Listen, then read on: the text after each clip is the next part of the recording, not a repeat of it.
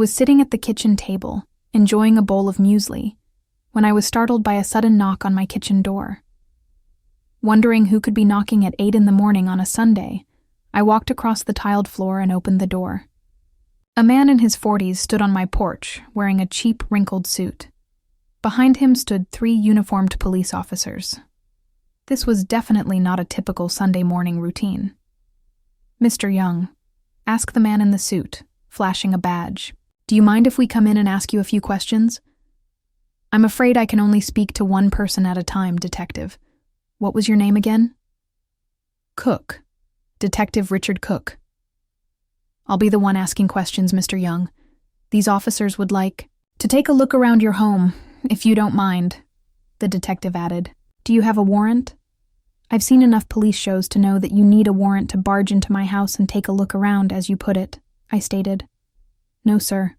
We don't have a warrant. I'm requesting your permission for these officers to search your home. You have the right to deny my request. In that case, I'll have to obtain a warrant," the detective agreed. I honestly couldn't think of anything I might need to hide. But then again, I didn't know what they were looking for. Illegal movies on my laptop. Doesn't ring a bell. A couple of bodies in the freezer. Probably unlikely. Oh, right. Some illegally. Copied DVDs. "You're not from Interpol, are you?" I asked quickly. "No, Mr. Young. Believe me, we're not interested in pirated films. People are always worried about that," the detective admitted, slowly shaking his head. "Could you tell me what this is about, then?" I asked politely. "It's quite unusual for this neighborhood. Why do you want to search my home?" "Sir, there's been a murder, and I'm investigating it. These officers are assisting me." "Is there any reason why you want to deny my request?" Detective Cook asked. "Well, yeah, because I can. Because I don't want a bunch of strangers wandering around my house, because the floors are clean, and I want them to stay that way. Otherwise, my wife will give me hell when she wakes up," I replied. "Enough reasons. How about I drag your ass down to the station and question you for 5 or 6 hours while my colleagues get a warrant and comb through your nice, clean house with a damn fine-tooth comb," growled Cook. "Gentlemen, you may come in and take a look around while I entertain Detective Cook," I said, addressing the 3 uniformed officers. I wasn't sure why the cops were so eager to search my house, but I was fairly confident they wouldn't find anything terrible, except perhaps for those damn tags the kids tore off their mattresses and snuck past the checkout 15 years ago. If the tension escalated, Cook might end up heading to the University of Pennsylvania and arresting both of my sons. Back in the day, I practically bit my tongue off trying to warn them that removing those cursed tags was illegal. I motioned to a chair for Cook as the 3 uniformed men stepped into the kitchen. I noticed they slowed down and stopped by the island in the center of the room. Almost simultaneously, they turned to look in my direction. One at a time. I grumbled, as that holy trinity dove into my box of fresh donuts. I had bought a dozen jelly donuts just minutes before their arrival, and their aroma clearly triggered some deep professional instinct. At that moment, my wife June stepped carefully into the kitchen, clutching the collar of her robe tightly at her neck. "Steve, what's going on?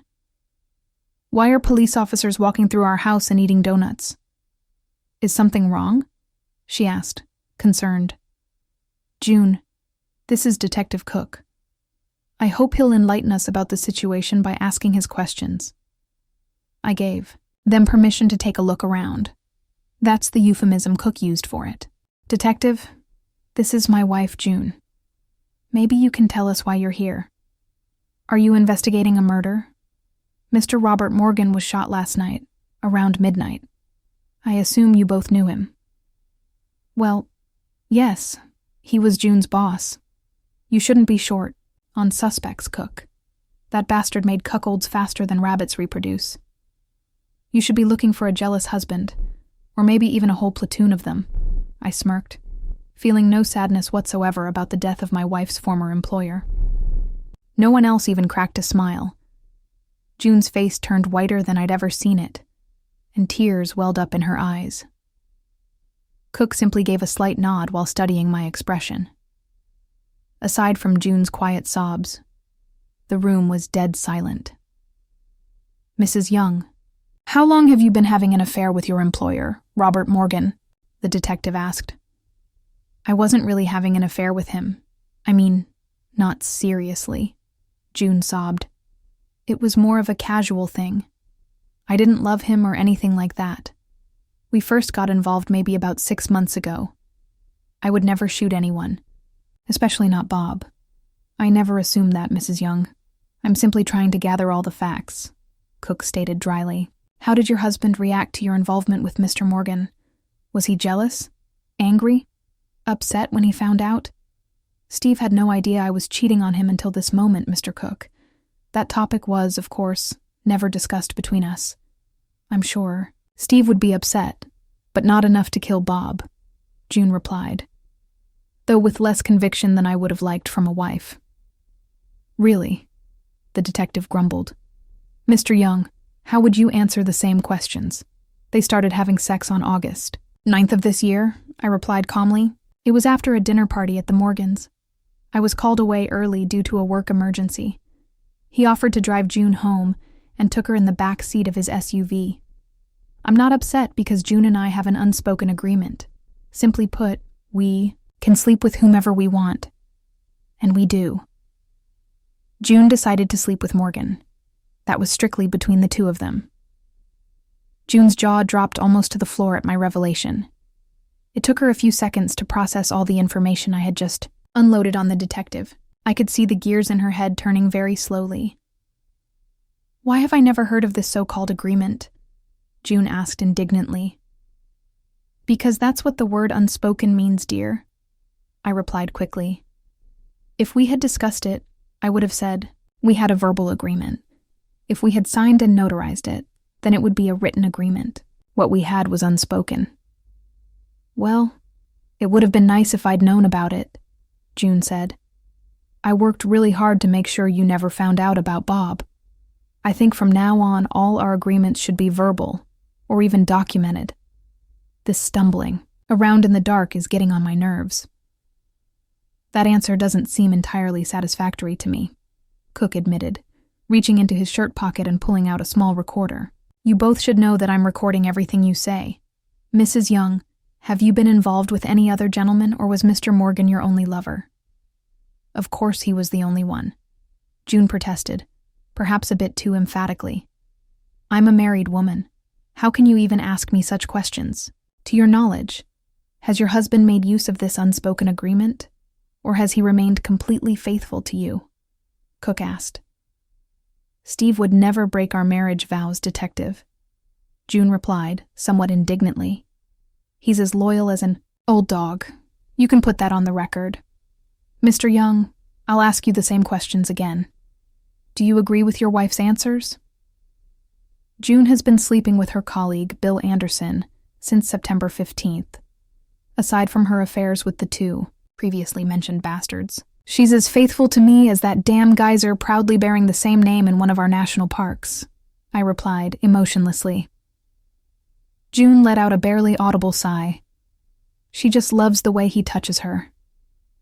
You seem remarkably well informed as a husband, and even more remarkable is your complete lack of emotion, the detective noted. Most men would be furious and might even consider murder if they found out their wife was entertaining two lovers. Why are you so calm about all this, Mr. Young? As I already mentioned, we have an unspoken agreement. June's been doing this practically in the open, but I've been more discreet, if you know what I mean, I said, with a shy grin. It looked like June was about to have a stroke. Her eyes had stopped shedding tears and were now practically bulging out of their sockets. Her face was more crimson than pale, and with her left hand, she crushed a jelly donut. Jelly oozed through her fingers and dripped all over her robe, though she didn't seem to notice. In other words, you're saying you had a mistress as well, the astonished detective demanded. And it seems your wife didn't know about it. Who was your affair with? And when did it begin, Mr. Young? You're very perceptive. No wonder you made detective before even turning 50, I replied sarcastically. I first made love to Janet Morgan on August 11th, 2 days after her husband had sex with June in the back seat of his car.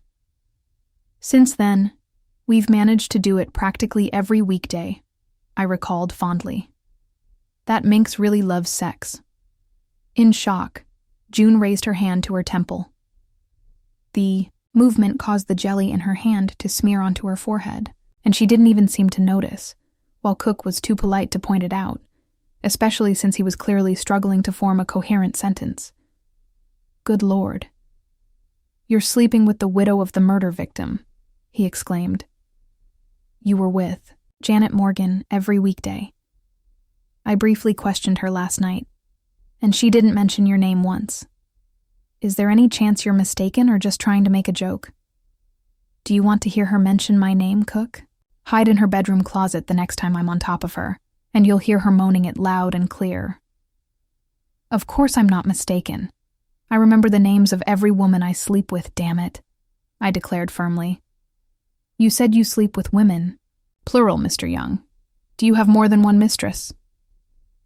Now that you ask, I have to admit I've been doing the horizontal mambo with Lisa Anderson since mid-September. We dance several times every weekend, sometimes even during the week. That woman goes at it like a damn vacuum cleaner from a late-night infomercial on the couch. I even demonstrated it. Jelly was now freely dripping down June's face as she collapsed into a chair in a near-comatose state. Cook was swallowing some kind of small pill.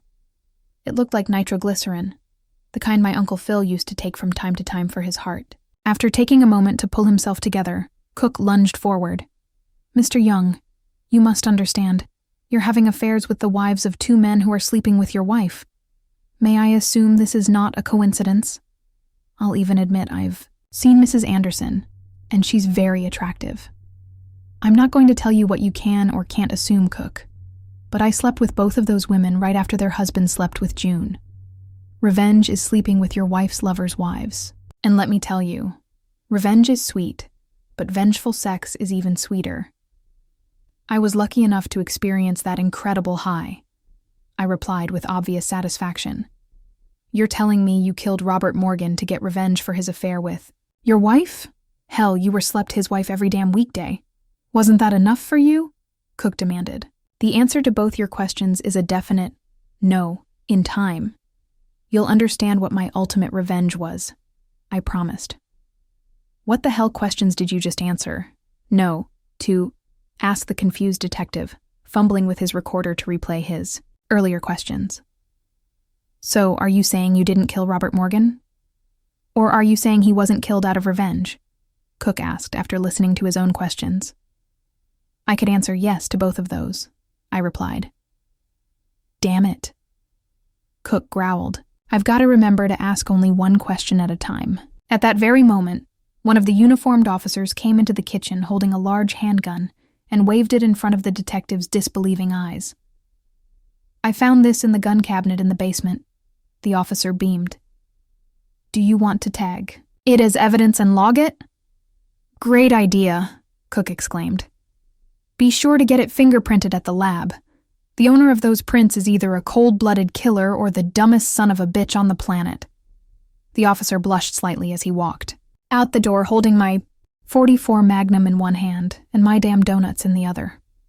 She's starting to drip pretty badly, the detective smirked, watching as strawberry filling dripped from the tip of June's nose onto the kitchen table near the donut box. No pun intended. Morgan was shot with a .44 Magnum. Do you own such a weapon, Mr. Young? One night I saw Bill Anderson with a .44 Magnum while his wife was giving me a little something. It made me think. As you well know, jealous husbands can be bastards and killers. I realized I needed a gun just as good as Bill's in case he ever came at me in a rage. Not every man is as understanding as I am, so I went out and bought the same one. We've got motive and a weapon. Cook smiled. Now all we need is opportunity. I assume you spent a quiet evening at home with your wife. Actually, I spent most of the evening with Lisa Anderson. And, to be precise, in her marital bed. I left at exactly 11:12 and came straight home. June was asleep when I got here. I'm not sure Lisa will remember the time since she was pretty drunk when I left. I added. Well, how convenient. You remember the exact time you left, but Mrs. Anderson was too out of it to recall anything, and your wife was asleep when you returned. I almost hesitate to ask, but how exactly do you remember the precise time you left? The Anderson residence? Cook inquired. Her husband left a message on the answering machine while I was busy with his wife. He said he was coming home from the airport. It was 10:12. I knew the fastest he could possibly get home was in an hour, so I made sure to leave before 11:12. I passed his car driving into their neighborhood as I was heading home, I said. Even if you left at 11:12, as you claim, you still had enough time to get to Morgan's house and shoot him when he opened the door. I think we have enough evidence to arrest you for murder, Mr. Young, declared the very satisfied detective. He was already reaching for his handcuffs when his cell phone rang. Cook motioned for one of his damn boys to keep an eye on me while he stepped outside to take the call privately. He was gone for almost 10 minutes. The look on his face when he came back told me everything. Son of a bitch. Detective Burns just got a full confession out of Bill Anderson. He claims he got home from the airport and found his wife dead drunk and completely covered in another man's fluids. He lost it when he saw a wallet on the floor next to his passed-out wife. It was Robert Morgan's wallet, so he grabbed his gun, went over to Morgan's place, and blew a hole in him big enough to shove a cat through. At first, he tried to deny it, but he cracked under Burns's questioning. Do you have any idea how Robert Morgan's wallet ended up on the bedroom floor at the Andersons? Cook asked. Not a clue, Cook, I replied quietly. He often left it on the nightstand next to his bed.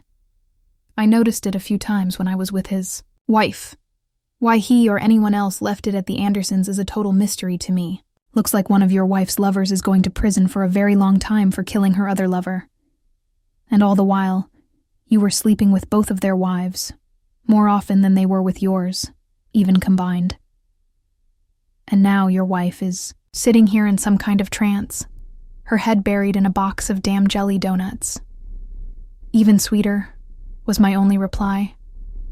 Thank you for being with us. And if you're one of those who watches silently, just leave a like. It helps new stories come to light.